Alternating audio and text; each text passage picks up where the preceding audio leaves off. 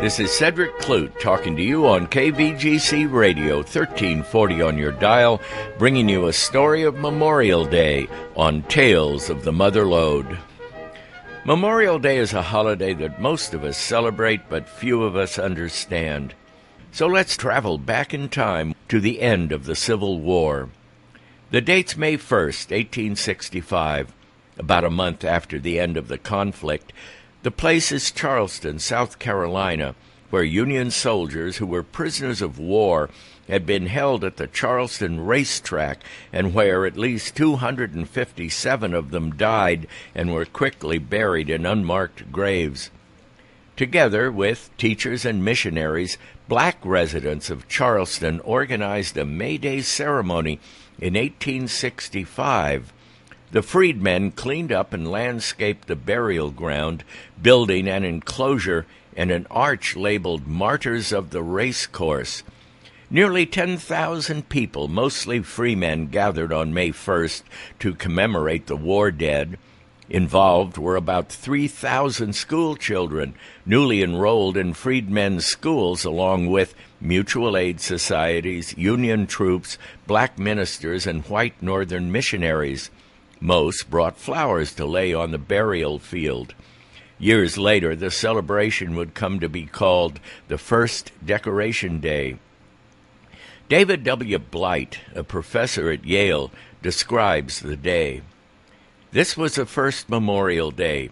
African Americans invented Memorial Day in Charleston, South Carolina.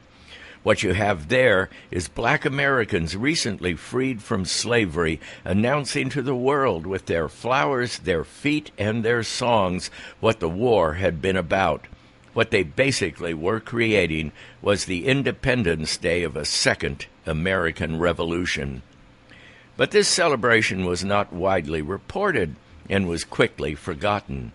Then, 2 years later, the New York Tribune printed a paragraph simply stating that the women of Columbus, Mississippi, have shown themselves impartial in their offerings made to the memory of the dead. They strewed flowers alike on the graves of the Confederate and of the national soldiers. A year after that, in 1868, in a famous address, Chauncey Depew reminded the Congress of the United States of this touching occurrence. He said, "When the war was over in the South, where, under warmer skies and with more poetic temperaments, symbols and emblems are better understood than in the practical North, the widows, mothers, and the children of the Confederate dead went out and covered the graves with bouquets and flowers. At many places the women scattered them impartially over the unknown and unmarked resting places of the Union soldiers. And as the news of this tribute flashed over the North, it roused, as nothing else could have done, national amity and love. Thus, out of sorrows, common alike to North and South, came this beautiful custom." Fathers, sons, and brothers, all Americans, killed each other during that most terrible of all wars. More than 620,000 soldiers died during those years.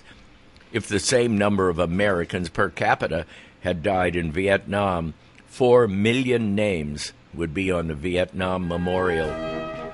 This is Cedric Clute talking to you from KVGC Radio, wishing you a happy Memorial Day.